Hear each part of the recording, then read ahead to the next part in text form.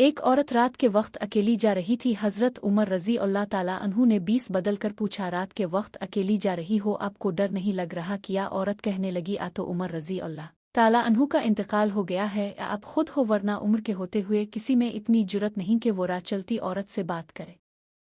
جب مکان روڈ پہ ہو تو اس کی قیمت ہوتی ہے، جب کھیت روڈ پہ ہو تو اس کی بھی قیمت ہوتی ہے، لیکن جب انسان روڈ پہ ہو تو اس کی کوئی قیمت نہیں ہوتی۔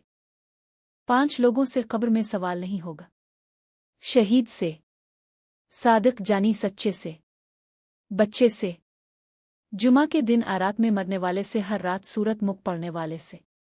دین کی باتیں آگے پہنچانا صدقہ جاریہ ہے۔ حضرت خدیجہ پہلی عورت تھی جنہوں نے نکاح کا پیغام نبی پاک صلی اللہ علیہ وآلہ وسلم کو بھیجا۔ اللہ پاک نے ان کے ذریعے لڑکی کو خود اپنا خاوند پسند کرنے کی آزادی دی۔ میرے نبی صلی اللہ علیہ وآلہ وسلم نے کیا فرمایا؟ جب کسی کے ہاں بیٹا پیدا ہوتا ہے تو اللہ تعالیٰ اس بچے سے فرماتا ہے کہ جا اور اپنے باپ کا بازو بن جا، مگر جب بیٹی پیدا ہوتی ہے تو اللہ تعالیٰ اس بچی سے مخاطب ہو کر فرماتا ہے کہ مجھے قسم ہے اپنی ذات کی، آج سے میں خود تیرے باپ کا بازو ہوں۔ دنیا کی ساری خوشیاں ایک طرف، لیکن اے اسرائیل تیری بربادی کا مزہ ہی الگ ہے۔ جب دنیا کو بنانے والا خود یہ کہہ رہا ہے یہ دنیا محض ایک دھوکہ ہے، تو تم کس گمان میں ہو؟ اگر ہم سے کوئی غلطی ہو جائے تو ابلیس کی طرح دلیر نہیں ہونا چاہیے، بلکہ معافی مانگ لینی چاہیے، کیونکہ ہم ابن آدم ہیں، ابن ابلیس نہیں۔ کھونے کے بعد ہی پتہ چلتا ہے کہ جو چلا گیا وہ کتنا قیمتی تھا، چاہے وہ وقت ہو، انسان ہو یا پھر کوئی رشتہ۔